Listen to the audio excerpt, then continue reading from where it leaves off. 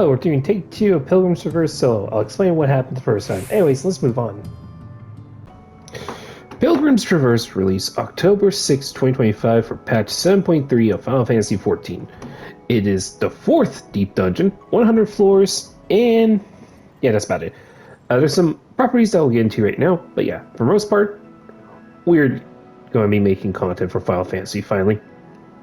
Much on deep dungeons. Deep dungeons are your procedurally generated roguelike dungeons in 14. There's 4 of them, 3 of them are 100 floors. The first one, which is Palace of the Dead, is 200 floors. Your equipment is restricted. You can only use the equipment inside deep dungeons, which are just 2 things: Aether Pool Arm and Aether Pool Armor. You can only upgrade these if you touch a blue chest. The other things that you can use there are Palmanders. There's a list of them, but most importantly, they just increase your stats for a limited time, like Strength and Steel, or transform floors for a bit, well, more like rooms, like Witching. Actually, Alteration transforms a room into Mimics, or Mandragoras, which die when they get hit once, but Mimics are a problem in deep dungeons, and we'll get into that later. But for most part, you only have to work with what's inside each dungeon, because all 4 of them have unique interactions inside there, but we're only focusing on Pilgrim's Traverse today. But let's show the other 3 at least. Hi, Bench Joker. We're not going to show the other 3, we're just going to focus on Pilgrim's Traverse. So yeah, I did forget to mention you can bring items with you, such as the usual food and damage pots, and also a Phoenix Down if you don't have a healer. And there's also the exclusive regen pots to these dungeons. This one's called Pilgrim's Traverse. But yeah, besides that, let's move on. So we start off at floor 1 at level 91. A few things to note: you have 1 hour per set of 10 floors. Second, we won't be at maxed, which is level 100 at the time of recording. And lastly, we are using a guide, mostly to keep track of what mobs do at the later floors. The guide used is made by Maggie, a big VTuber. But for the most part, we're leveling the early sets to get our abilities back. To get to the next floor, we have to kill a set number of mobs and survive all the fights. We are gaining EXP each kill as well, but it will be a while till we are max. Along the way, we are opening chests. Gold for Palmanders to use, and silver for incense. Incense are exclusive to pilgrims, and there are only 3. There are poison fruit for floor kills, but doesn't work on bosses, maze root for a freebie floor clear that phase stays with you and transform mobs in a cone, and bark bulb, which increases your health drastically and gives you a fade that does a powerful die. You mostly save this one for bosses. Also, the Fae is Fae Ul from Shadowbringers. A big thing to look out for is traps, if you can, because the traps are invisible unless you use a sight to uncover the floor map and traps. But before that, we clear the first floor and leave through this teleport that opens after kills. We are going to have some problems finding these sometimes, but that's basically our loop for most of the basic deep dungeon experience. We do start getting our stuff back as well, and nothing bad is on these earlier floors. The only thing that can hurt us are floor buffs. Floor buffs can benefit or hurt us as debuffs, and they vary, but one thing that can really stall us are triple debuff floors. To deal with this, we use Serenity, a rare Palmander drop to cleanse floors. Only downside, they can cleanse buff floors to help you too. So be careful, because floors can be mixed with buffs and debuffs. Another thing exclusive to pilgrims are chandeliers. They will give a free buff or transformation next floor. They also can debuff us as well, though. It is rare now, the chances get higher later. But on the last floor, we become an ancient mud ball and make our way to floor 10, the boss floor.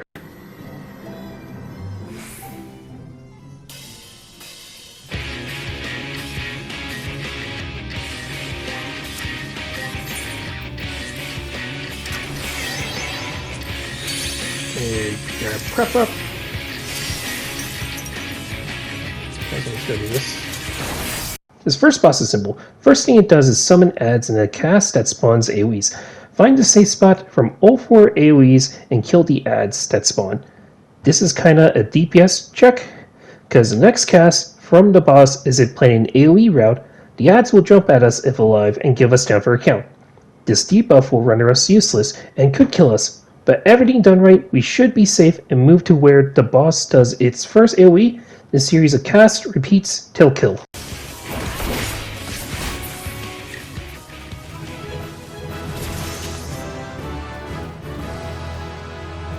Okay, we made it past the first 10 floors. We have 90 more to do of this. Hooray! And they get worse. Yeah, before every 10 floors, there's going to be this little resting area. Like, ignore those two people, they're not with me. Just come back here so to get out the shot better. But yeah, you go to more floors at this direction, and you leave this direction. Next 10 floors are scenery change. Webs are everywhere, and we are now seeing sin eaters. A big lore thing of Traverse is that the Pilgrims became sin eaters, and we are going to see how bad it is. But we find a chandelier on the first floor, and floor 12 we become an emulator, and we get a big HP boost while being able to cast an insta-kill room-wide AoE. And we keep this cycle, but really take your time if you can to look at the scenery. It is a really pretty area. But nothing of note for these floors, and we reach the floor 20 boss. This boss has two big moves, a knockback, but we have to watch the feet as they charge an AoE to them and get knocked back into the last charge and move into the first one. And the second one is an AoE marker bait we have to take to the wall and drop as roots expands while we dodge AoEs. The only two moves repeat till we kill again. Okay, we got done with the next 10 floors. Onwards to 21 to 30. Floors 21 to 30 are interesting. Things start to feel spongy now. Not a lot, but you start to feel it a bit. The mobs are a little tougher as well, but nothing too bad, except mimics. These are a staple for deep dungeons, and they suck, are spongy, and end runs if not dealt right. But the rest of the floor is dodging mobs and moving fast. Since we are max, we don't need to kill much now, only when stuff aggro to us. This is why runs can be a bit harder solo, like what I am doing. You're restricted to your own skill and planning. Another Final Fantasy XIV creator I've seen was Angelus Demonus, as they show some tricks to use in deep dungeons as they test all classes and speedrun deep dungeons. We will cover these tricks later, but one they share is plan out what to kill next. Bring an ad around on the later floors. But enough of that, just kill stuff fast now before they cast Enrage. Ads start having one-shot Enrage casts. And then we get to the floor 30 boss. This boss is the end of the basic 30 floors of Pilgrim's Traverse. The Sin Eater Priest is a bit complex, having some interesting mechanics. First one, it shows our falling ring AoEs, one out, one mid, and one inner, and they cut off safe zones. Another, a half room cleave into a front cleave. During its cast, one fist will glow purple, and get behind the fist for a cleave. And finally, it will spawn moving AoEs during some casts, but we kill after some time. So we just got done with floor 30, which ended the original storyline. Now we get to do the rest, which is 31 to 100. Let's continue. After the first 30 floors, we're just going to get kicked out once we complete them, and then we have to re-instance for the next 70. But from this point onwards, a lot of ads are going to get spongier, a lot of ads are going to have raids, and the bosses are going to get a little more difficult to deal with. But yeah, let's continue to floor 31 to 40. The next set of floors are now a bit more. The rooms are now smaller by design, meaning less sneaking and more fighting. You can sneak around sometimes. We are going to pop maze root and poison fruit as time goes by. We do find chandeliers and get regions, but we get hit with a negative effect finally. This will be more common. Also, forgot to mention, there are hidden coffers in the deep dungeons. These will have a chance to get rare stuff. Most of the time it is just junk and nothing of value. But we continue to floor as usual, for the most part, just killing mobs before they enrage and getting caught in the sight too as we try to leave floors. We make it to the floor 40 boss, Isabel. His first mechanic is it will spawn two babies that will go to their own sides, and then clockwise or counterclockwise from the big well, they will glow yellow or blue. Blue glow is knockback, and yellow glow are massive AoEs, and are stored in water spout charged in the arena. Move to the safe spot accordingly, either get hit into the knockbacks to safe zones, or running into the first AoE after it explodes. Afterwards, the small whales are targetable. We have to kill them fast, or they will explode.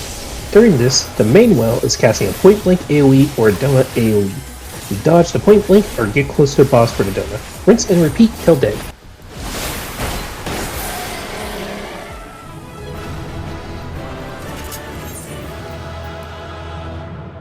point onwards, it's going to take a steep dive in difficulty, because AoEs are going to be bigger, mobs are going to be doing more weird stuff, and all the time constraints are going to hit us harder, and things are going to be extremely spongy. So we have to choose our fights very carefully, and we have to know what mobs do from this point onwards. Thankfully, Maggie's guide lays out a lot of mobs, but not all the mobs, which is kind of a problem, because once we get to 71 through 100, well, 71 through 90 technically, mobs are going to start one-shotting you really hard. But she says in the guide, you can survive as a tank with a steal, which is an idea, because to survive basically an AoE, you have to kitchen sink, which is using all your mitt, and that's not ideal for every mob. So I hope you've been dodging those AoEs really cleanly. But yeah, from this point onwards, we are going to have to be doing things a little bit differently at some cases, and use more Polemanders in instances than we need to. Okay, here we are. We are now outside. This is where stuff's going to get real serious from this point on. I think that turtle story about.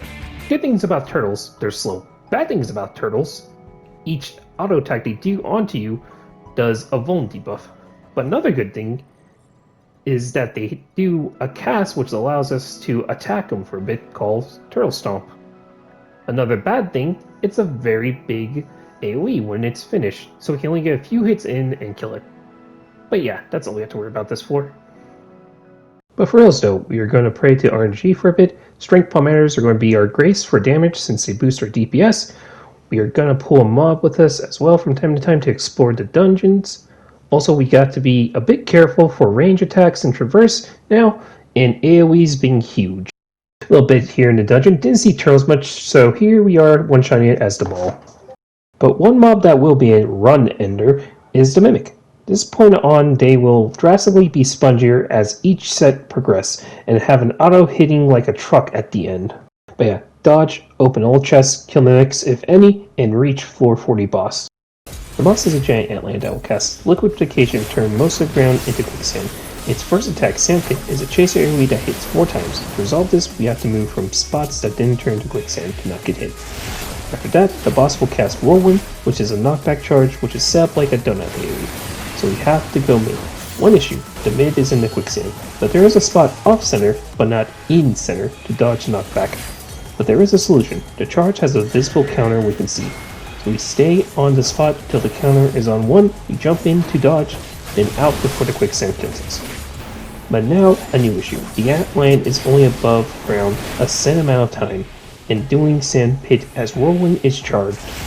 Putting the pressure on us to not die, you'll have to get a bone sometimes, because we need to train the antlion near the safe spot, near the Whirlwind to get inside a donut, or take a heavy dodge, and or multiple bones from the antlion. Yet we managed to clear with added tension. That's a kill. We're at 51 to 60. Let's get this over with. Let's go. Floors 51 through 60s have a lot to preview for the late floors. Mobs are now casting AoEs that cover the rooms. Roamers are spawning in droves. The chandelier effects are hurting us a bit, and the mimics are becoming a problem. We are also seeing Polemanders not spawn for us, which is a trend in the dungeons. Also, hope you've been dodging AoEs, because you will get chunked down if you get hit. We made it to the floor 60 boss, a giant Sabontender. This thing is complex. First thing, this thing's basic cast is Spine Shot, a front and rear cone, and easy to dodge. Next is Branch Out. You have to look the arena. You'll notice it is a 4x4, and that is by design, as 4 Sabotenders fall in lines of 4. 3 small Sabotenders and 1 flowering in a line. The small cast an AoE in a square, but the flowering ones cast an AoE in a 3x3 square. We are looking at the arrangements of them as they are dropped in. We find the flowering in each line in the arena and move into the first one after they go off. Pop Sprinter in this sequence. Next is Strolling March. Mid is never safe, but still watch mid flowering positions. The outer will have 2 flowering and 4 small Sabotenders. The boss will cast Stone March as 1 or 2 in movement. The safe spot is between the 2 outer Sabotenders away from the flowering in the middle. The final mechanic it will do is Spinning Needle. All you have to do is chase the frontal cone either clockwise or counterclockwise, and then you're safe. After that is rinse and repeat till kill, and this was a very short fight, yet complex.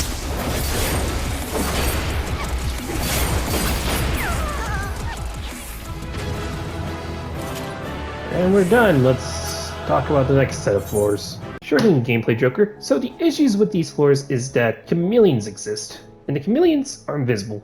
You can't see them until you get point blank close to them, which is kinda hard since once they see you, they dash straight at you and start casting Body Slam.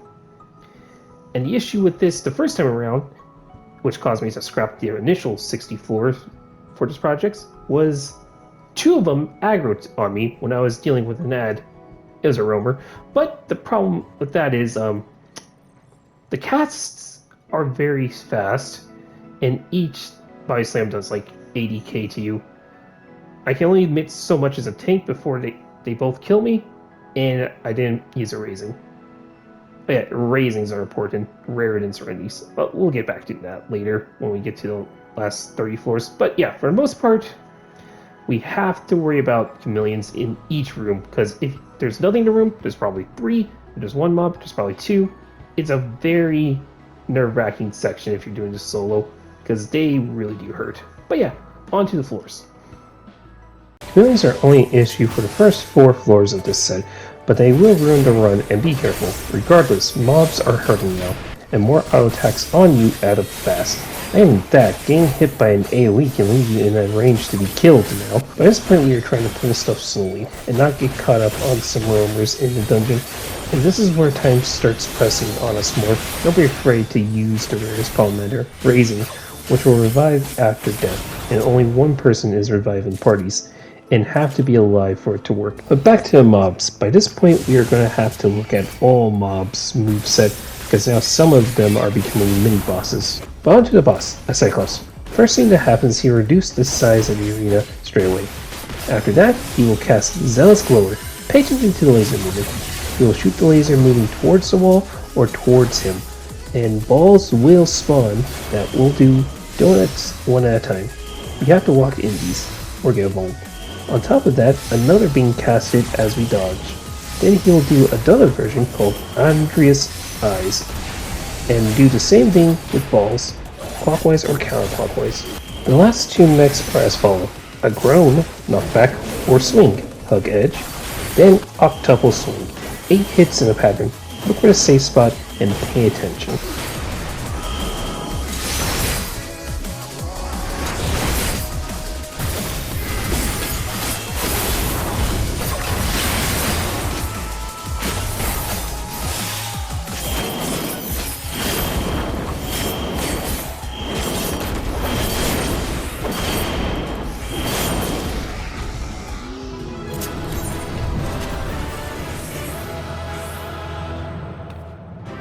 Here's the deal. These floors is where everything's just start one-shotting like parties. So that's a good start. Okay, we should be good for the most part. But yeah, let's try to not scan to anything. Yeah, this is one-shot territory. And raising, while rare, are now gone for 81 through 98 floors, which means last set for a chance at a raising here. The major mobs here are Forgave from Corruption, which casts a room-size one-shot called Rolling Barrage, just pulls to stop the casting, and literally everything else. All AoEs will end you, but luckily a raising will save you, like me. So all encounters could be your last now for the run.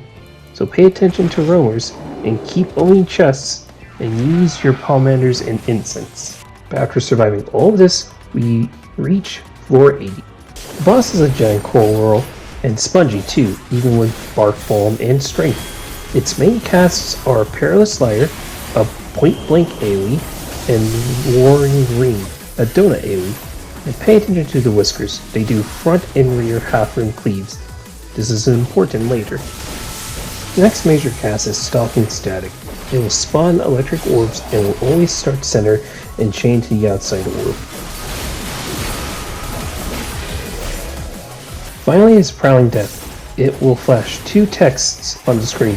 death approaches all who dare tread forth, a movement debuff is given to you in this text, and you can't move 8 steps or you get doomed. Or, all who deny light are condemned to death, which means get cleaved by the whiskers during perilous or roaring, so dodge and move little or get hit by the half ring. Rinse and repeat, and we clear the fight. Yeah, just kind of looking over the guide from Maggie's again. So we're in 81 through 90, and this is going to be one hell of a wall, because we can't, really die. We have 3 raisings, they all stop spawning, so pop 1 here and try to save the 2 for 91 to 100, well, 91 to 99. So, let's see how this goes. No, seriously, we have the worst start as all the roamers spawn on us straight away, causing us to burn the maze route for a freebie clear and discover Shingly. For the rest of the set, Maggie has listed everything, and many mobs are just sponges and doing room size AoEs, but the run killers are the succubi, as they do a targeted AoE on you that grants Pyretic, aka you move with this debuff, you die, and you can't attack either. Besides that, mimics are the worst at the end now, and you have to space your pulls, pull the balls, cause they are the ones that do room-wide spam, and survive to 90. The 90 boss is simple, just use eyes. First thing is you have to be behind the purple hands to dodge the 270 AoE it does. When it goes off, it throws sigils at the edge of the arena as it charges a 4 back volley for a front and rear cone, or a twin wing for side cones. Just look at the cast and the arena edge because the sigils will shoot wide AoEs. And find a safe spot, it will do this twice. Next it will cast Hot Iron, it will jump to a side of the arena and cast Skin Flare, knockback, as more AoEs fall. Dodge the AoEs and get knocked back. 3 sigils are thrown to go to where no sigil is to live. You get the point, it loops, and we kill.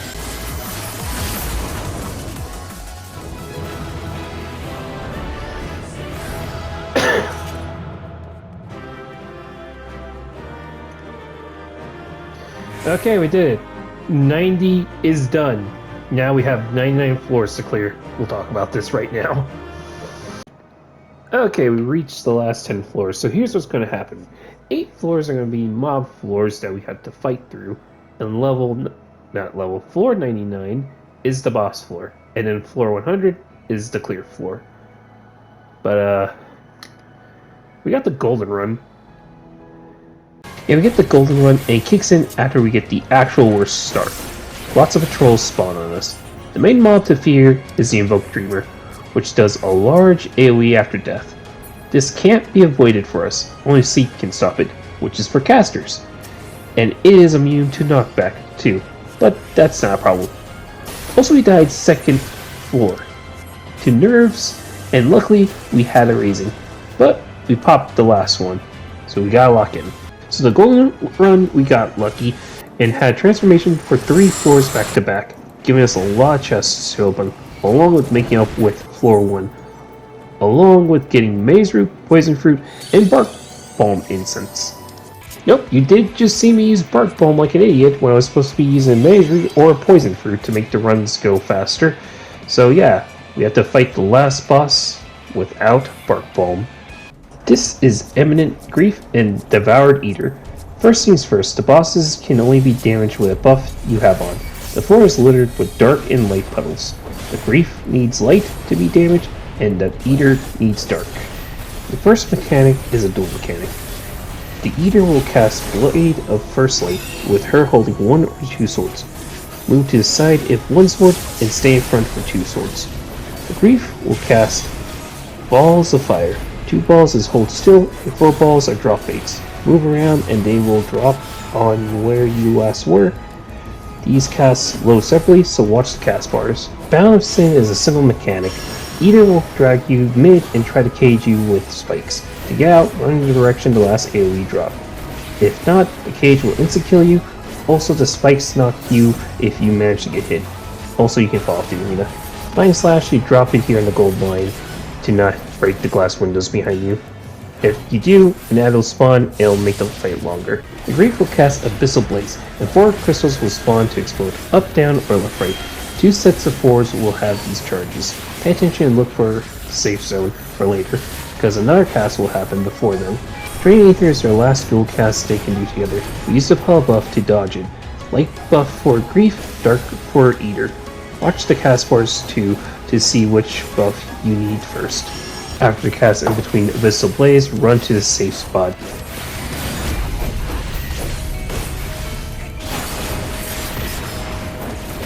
And all it's left to do is rinse, repeat, and we die. Yeah, we barely step in, but we have a raising. We pop a strength, pop a steel. Once we get back up, lock in, and do this fight all the way from the beginning.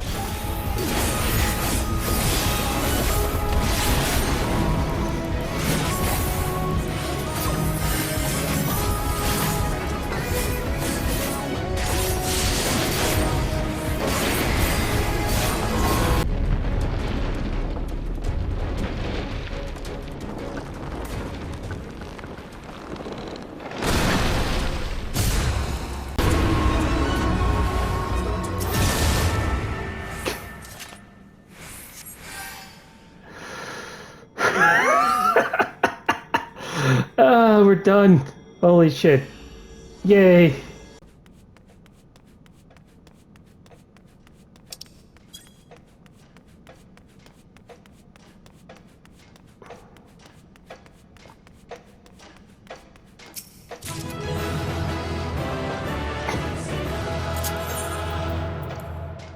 Yeah.